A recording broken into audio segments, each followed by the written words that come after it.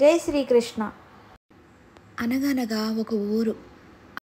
ఆ ఊరు నదీ తీర ప్రాంతంలో ఒక రైతుకు ఒక యాపిల్ చెట్టు, ఒక కొబ్బరి చెట్టు, ఒక వేప చెట్టు నాటుకున్నాడు. రైతు మాత్రం యాపిల్ చెట్టుకి రోజు నీళ్లు పోసి మంచిగా చూసుకునేవాడు. వేప చెట్టుని అసలు పట్టించుకునేవాడే కాదు. యాపిల్ చెట్టు ఇలా అనుకుంటుంది, నేను గొప్పదాన్ని కాబట్టి రైతు నన్ను గొప్పగా చూసుకుంటున్నాడని. యాపిల్ చెట్టు, కొబ్బరి చెట్టు, వేప చెట్టు ముగ్గురు కూడా చక్కగా మాట్లాడుకుంటూ ఉండేవి. ముగ్గురు కూడా చాలా మంచి స్నేహితులుగా ఉండేవారు. ఇలా కాలక్రమంలోనే 3 చెట్లు కూడా పెద్దగా అయ్యాయి. యాపిల్ చెట్టు నిండా యాపిల్ పళ్ళు కాసావి. వేప చెట్టు నిండా వేపకాయలు కాసావి. యాపిల్ చెట్టు మాత్రం నా చెట్టు కాయలన్నీ చాలా తీయగా ఉంటాయి, కానీ వేప చెట్టు కాయలన్నీ చాలా చేదుగా ఉంటాయి అని అనుకుంటుంది. చెట్ల దగ్గరికి వచ్చిన వాళ్ళందరూ కూడా యాపిల్ పళ్ళు కోసుకుని తినడం చాలా బాగుంది అనడం, అలాగే రైతు కూడా బాగా చూసుకోవడంతో యాపిల్ చెట్టుకి మరింత గర్వం పెరిగింది. ఆ గర్వంతో, అహంతో వేప చెట్టుతో మాట్లాడటం మానేసింది. అప్పుడు ఒకరోజు వేప చెట్టు ఇలా అడుగుతుంది, యాపిల్ చెట్టు, నువ్వెందుకు నాతో మాట్లాడటం మానేసావు? ఇదివరకులా ఎందుకు ఉండట్లేదు అని. అప్పుడు యాపిల్ చెట్టు ఇలా అంటుంది, నాకు నీకు పోలిక, అయినా నేను యాపిల్ పళ్ళు ఇచ్చే వృక్షాన్ని నేను. నీవవుతే ఎందుకు పనికిరాని చేదు పళ్ళు ఇస్తూ ఉంటావు, వేప పళ్ళు అని అంటుంది. నీకు నాకు చాలా తేడా ఉంది, నీతో నాకు మాటలేంటి అని అంటుంది గర్వంగా యాపిల్ చెట్టు.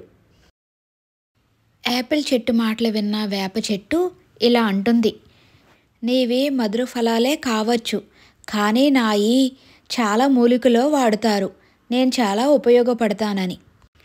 అయినా అహంకారంతో నాకు స్నేహం వద్దు అని వేప చెట్టు చెబుతుంది. రోజు 2 చెట్లు ఇలా గొడవాడుతూనే ఉన్నాయి. మధ్యలో ఉన్న కొబ్బరి చెట్టు రోజు విని విని దానికి ఒక్కసారిగా విసుకొచ్చింది. అది ఇలా అడుగుతుంది, ఆపండి మీ గొడవ, రోజు ఇలా గొడవాడుతూనే ఉంటున్నారు, నాకు విసుకొస్తుంది మధ్యలో విని విని అని కొబ్బరి చెట్టు అంటుంది. అప్పుడు యాపిల్ చెట్టు ఇలా అంటుంది, కొబ్బరి చెట్టు గారు, మీకు ఎందుకు అంత కోపం వస్తుంది? మా ఇద్దరిలో ఎవరు గొప్ప అని మేము తేల్చుకుంటున్నాము అని అంటుంది. వేప చెట్టు కూడా ఇలా అంటుంది, లేక మీరే చెప్పండి మా ఇద్దరిలో ఎవరు గొప్ప అని అంటుంది. వీళ్ళిద్దరి మాటలే విన్న కొబ్బరి చెట్టు నవ్వుతూ, పిచ్చి మొక్కల్లారా, ఎవరు గొప్పేంటి ఎవరు తక్కువేంటి, మనం చెట్టులము, చెట్లు జాతిలోనే ఏదో ఒకటి గొప్పదనం ఉన్నది, ప్రతి చెట్టు ఏదో ఒక గొప్పతనాన్ని కలిగి ఉంటుంది, మీ దెబ్బలాటే ఇంకా ఆపి చక్కగా ఉండండి అని చెప్తుంది. యాపిల్ చెట్టు మాత్రం, కానీ మాలో ఉత్తమరాలు ఎవరో నీవు చెప్పు అని గట్టిగా అడుగుతుంది. యాపిల్ చెట్టు మాట విన్న కొబ్బరి చెట్టు, సర్లే, అలాతే మీలో ఉత్తమ చెట్టు ఎవరో నేను చెబుతాను, కానీ మళ్ళీ బాధపడకూడదు అని అంటుంది. అప్పుడు ఆ 2 చెట్టులు సరే అని చెబుతాయి. కొబ్బరి చెట్టు ఇలా చెబుతుంది, మీ ఇద్దరిలో ఉత్తమ చెట్టు వేప చెట్టు అని అంటుంది. ఎందుకంటే యాపిల్ చెట్టు యాపిల్ కాయలు మధురంగానే ఉండొచ్చు, తృప్తిని ఇవ్వచ్చు తింటే, కానీ వేప చెట్టు విత్తనాలు మాత్రం ఔషధ గుణాలు ఉండి ఎన్నో రోగాల్ని తగ్గిస్తుంది. ఎన్నో గొప్ప లక్షణాలు ఉండటం వల్ల నేను వేప చెట్టుని ఉత్తమ చెట్టుగా నేను చెబుతున్నాను. నేను చెప్పవలసింది చెప్పేశా, ఇంక మీ ఇష్టం అంటుంది. ఈ మాట విన్న యాపిల్ చెట్టుకి చాలా కోపం వస్తుంది. నీ మాట నేను ఒప్పుకోను, నీకు వేప చెట్టు అంటే ఇష్టం, అందుకే దాని వైపు మాట్లాడు, నేనంటే ఇష్టం లేదు అని అంటుంది.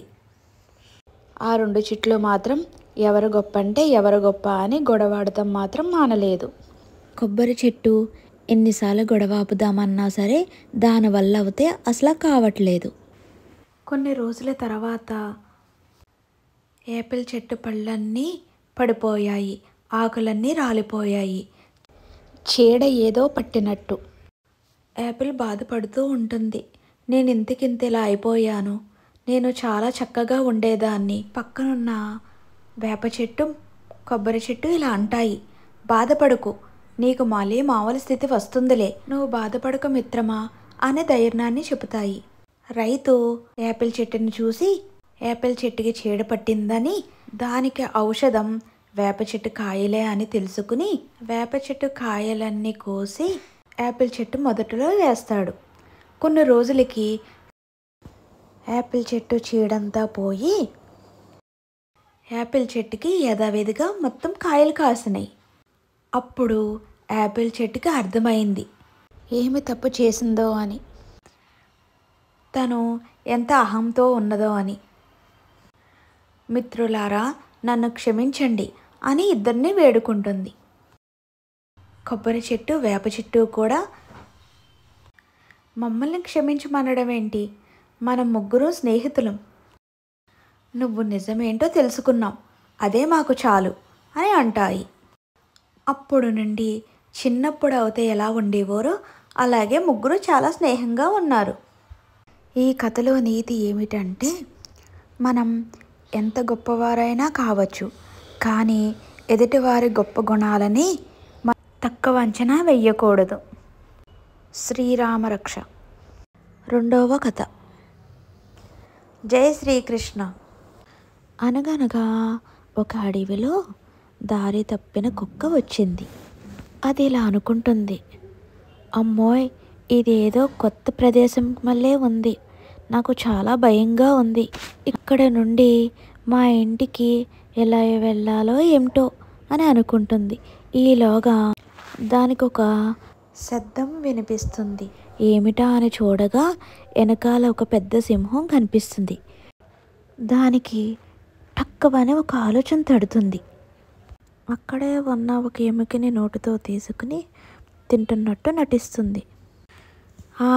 నేను ఒక సింహాన్ని అవుతే తినేసా, కానీ నా ఆకలి ఇంకా తీరలా, ఇంకా సగం ఆకలి అలాగే ఉంది, ఇంకో సింహం వస్తే బాగుండు, దాన్ని కూడా తినేస్తాను అని అంటూ ఇంకో ఎముకని తింటూ ఉంటుంది. సింహం ఎప్పుడూ కుక్కని చూడలేదు.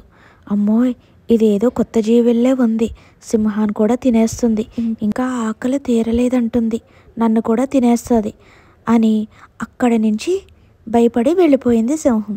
ఇలా జరుగుతుందంతా అక్కడే ఒక చెట్టు మీద కూర్చున్నా ఇదంతా గమనిస్తూ ఉంటుంది.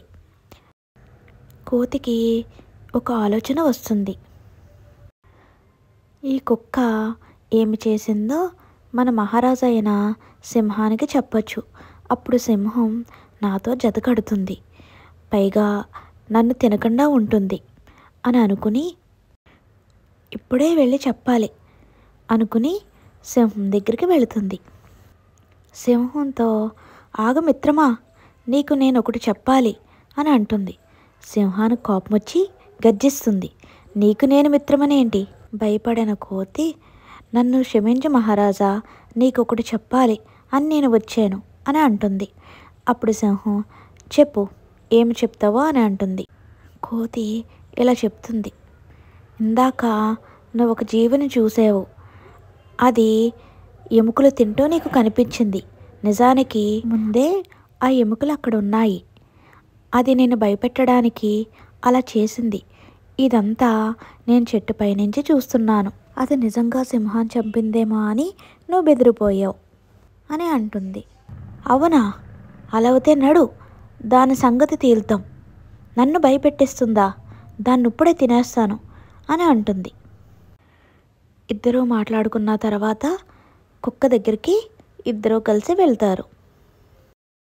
వెళ్ళిన వెంటనే సింహం ఇలా అంటుంది, నీవు నన్ను భయపెట్టిస్తావా, నిన్నిప్పుడే నేను తినేస్తాను అంటుంది. అప్పుడు కుక్క కోతితో ఇలా అంటుంది, నేను చెప్పింది చెప్పినట్టు చేసావు, సింహాన్ని బాగానే తీసుకొచ్చావు అంటుంది. ఇప్పుడు నా సగం ఆకలి కూడా తీరిపోతుంది. లోపల భయపడుతూనే బయటికి గట్టిగా అంటుంది కుక్క. సింహం గుండెల్లో ఎంటే కంగారు మొదలైంది. ఇది మీ ఇద్దరూ చేశారా అని భయపడిపోయి ఒక్కసారిగా కోతిని నెట్టి సింహం అక్కడ నుండి పారిపోతుంది. ఈ కథలో నీతి ఏమిటంటే, ఏదైనా అపాయం వచ్చినప్పుడు మనం చాలా తెలివిగా దాంట్లో నుంచి బయటికి రావాలి. కోతి వంటి వాళ్ళతో మనం చాలా జాగ్రత్తగా ఉండాలి. శ్రీరామరక్ష. మూడవ కథ. జై శ్రీకృష్ణ. దేవనహల్లు అనే రాజ్యాన్ని పరిపాలిస్తున్న విక్రమాదిత్య అనే రాజు మంచి భోజనం ప్రియుడు. అతనికి రోజు ఆనందగిరి అనే వంట మనిషి వంట చేసి పెడుతూ ఉండేవారు. రాజుగారు తనకు నచ్చినవి అన్నీ అతనితో వండించుకుని తినేవారు. రోజుకి చాలాసార్లు అతనితో వండించుకుని ఏదో రకం ఆహారాన్ని తింటూ ఉండేవారు.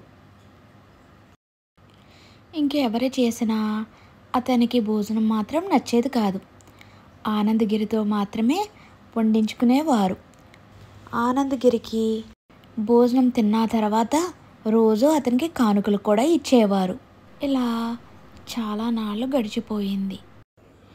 రాజుగారికి కొన్ని రోజుల నుంచి ఆనందగిరి చేసే వంటలు అసలు నచ్చట్లేదు.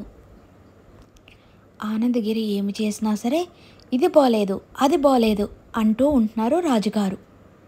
ఆనందగిరి వంట అతను చాలా రకాల వంటల్ని ప్రయత్నించారు, అయినా ఫలితం లేకపోయింది. చివరికి రాజుగారు ఇలా అంటున్నారు, రేపొద్దుట నువ్వు చేసే వంట చాలా బాగుండాలి, ఎప్పుడూ తిననంత రుచిగా ఉండాలి, చాలా బాగుండాలి. అలా అవుతేనే నిన్ను ఈ పనిలో ఉండిస్తాను, లేకుంటే నిన్ను రేపొద్దుట పంపించేస్తాను అని రాజుగారు మందలిస్తారు. అప్పుడు ఆనందగిరి ఇలా అంటారు, నన్ను క్షమించండి, ఇంకెప్పుడు ఈ తప్పు జరగదు.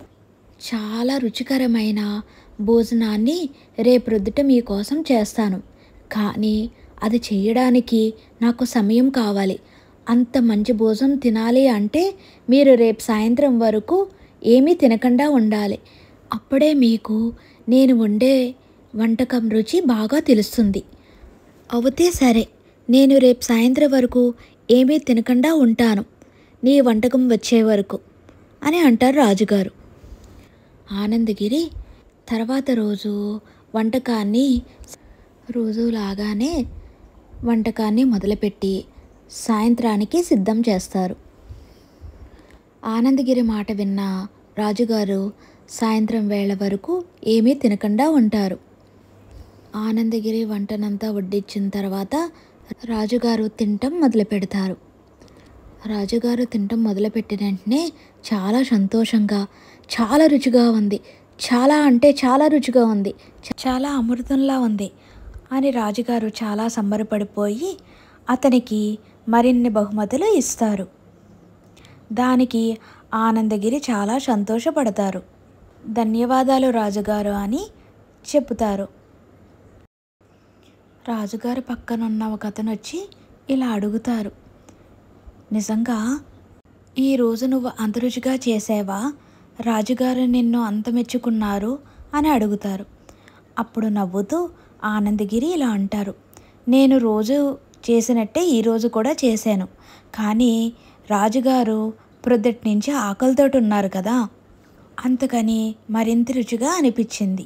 రోజు రాజుగారు వేళకాని వేళలో చాలాసార్లు భోజనం చేస్తున్నారు, అందుకని అతనికి రుచి తెలియట్లేదు, ఏదీ నచ్చట్లేదు.